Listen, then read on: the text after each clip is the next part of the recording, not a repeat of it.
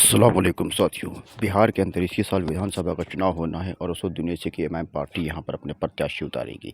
पिछले बार असदुद्दीन ओवैसी की पार्टी ने 5 सीटों पर जीत हासिल कर सबको चौंका दिया था। हालांकि बाद में 4 विधायकों ने असदुद्दीन ओवैसी का साथ छोड़कर आरजेडी में शामिल हो गए थे। ऐसे में असदुद्दीन ओवैसी की पार्टी ने ये ऐलान किया था कि हम 4 का बदला 40 से लेंगे। अब 2025 आ चुका है और यहाँ पर इसी साल विधानसभा का चुनाव होना है। अब लोगों का कहना है क्या असदुद्दीन ओवैसी ने जो दावा किया था, उनकी पार्टी के जो विधायक अख्तुल इमान उन्होंने जो दावा किया था कि 4 का बदला 40 से लेंगे, क्या वो इस बार 4 का बदला 40 से ले पाएंगे? असदुद्दीन ओवैसी की पार्टी से अगर बात करें तो यहाँ पर ओवैसी की पार्टी के जो प्रदेश अध्यक्ष हैं अख्तुल इमान, इन्होंने ये ऐलान किया है कि इस बार वो पिछले बार से दोगुनी सीटों पर प्रत्याशी उतारेंगे। पिछले बार ओवैसी की पार्टी ने 20 सीटों पर प्रत्याशी उतारे थे, तो इस बार दोगुनी सीटों पर देखा जाए तो 40 से 50 सीटों पर ओवैसी की पार्टी यहाँ पर प्रत्याशी अपने उतार सकती है। ऐसे में 4 का बदला 40 से लेने वाला जो ऐलान था ओवैसी का, उस पर वो अमल करते हुए नज़र आ रहे हैं। अगर ओवैसी की पार्टी ने 40-50 सीटों पर प्रत्याशी उतारे तो यहाँ पर आरजेडी के लिए काफ़ी ज़्यादा मुश्किल का सामना करना पड़ सकता है, क्योंकि यहाँ पर मुस्लिम वोटों का विभाजन संभव हो सकता है। क्योंकि असदुद्दीन ओवैसी की पार्टी भी कोई कमज़ोर पार्टी नहीं है बिहार के अंदर असदुद्दीन ओवैसी की पार्टी को अच्छा खासी वोट मिलता है और यहाँ पर ओवैसी की पार्टी ने पिछले बार 5 सीटों पर जीत हासिल भी करी थी। अब देखना होगा कि असदुद्दीन ओवैसी की पार्टी जो 40-50 सीटों का ऐलान किया है, कि इतनी ही सीटों पर प्रत्याशी उतारेंगे या फिर लास्ट टाइम में वो कम सीटों पर प्रत्याशी अपने उतारेंगे।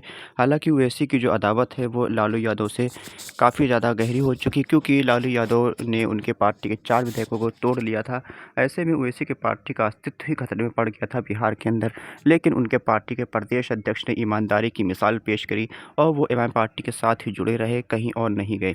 हालांकि उनको भी बहुत ही बड़े-बड़े ऑफ़र हुए, आरजेडी में शामिल होने का ऑफ़र हुआ, मंत्री बनाने का ऑफ़र हुआ। साथ ही साथ कांग्रेस पार्टी ने उनको सांसद पद का टिकट देने का ऐलान भी किया, वादा भी किया उनसे, लेकिन अख्तुल इमान ने ईमानदारी नहीं छोड़ी और असदुद्दीन ओवैसी का साथ देते रहे। अब 2025 का चुनाव है, यहाँ पर ओवैसी की पार्टी 40-50 सीटों पर प्रत्याशी उतारने का ऐलान किया है। ऐसे में आरजेडी की मुश्किलें बढ़ती हुई नज़र आ रही हैं। साथ ही साथ कांग्रेस पार्टी भी आरजेडी की मुश्किलें बढ़ा रही है।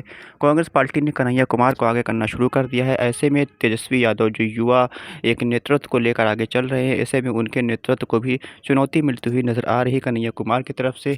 अब देखना होगा यहाँ पर आरजेडी का अगला कदम क्या होता है। असदुद्दीन ओवैसी से निपटने के लिए आरजेडी और लालू यादव कौन सा सियासी हथकंडा अपनाते हैं, साथ ही साथ कांग्रेस पार्टी का क्या सियासी दांव रहता है, कन्हैया कुमार को आगे करने का मकसद उनका क्या है। शहाबुद्दीन की फैमिली को भी आरजेडी ने अपने पाले में कर लिया है। हालांकि शहाबुद्दीन की फैमिली उनसे नाराज़ चल रही थी। लोकसभा का चुनाव भी शहाबुद्दीन की फैमिली ने लालू यादव की पार्टी से अलग होकर चुना। हिना मैडम जो है वो निर्दलीय सीमान से विधायकी का सांसदीय का चुन रही थी, दूसरे नंबर पर आई थी और वहीं आरजेडी का प्रत्याशी यहाँ पर तीसरे नंबर पर खिसक गया था। अब देखना होगा कि यहाँ पर लालू यादव की पार्टी जो है वो शहाबुद्दीन की फैमिली को साधने में कामयाब हो चुकी है, क्या मुस्लिम वोटों को साधने में कामयाब होगी? क्योंकि मुस्लिम वोट उनसे कुछ ज़्यादा खुश नज़र नहीं आ रहा, क्योंकि एक मुस्लिम लीडरशिप खड़ी हो रही थी बिहार के अंदर असदुद्दीन ओवैसी की पार्टी के ज़रिए से, लेकिन उन्होंने उस पार्टी को ही तोड़ने का काम किया। लालू यादव का ये दावा था कि यहाँ पर हम जिसकी जितनी हिस्सेदारी उसकी उतनी भागीदारी वाले पैटर्न पर काम करेंगे, लेकिन यहाँ पर सबको वो अपने साथ लेकर चलना चाहते हैं, लेकिन मुसलमानों की लीडरशिप को वो अपने साथ लेकर नहीं चलना चाहते हैं।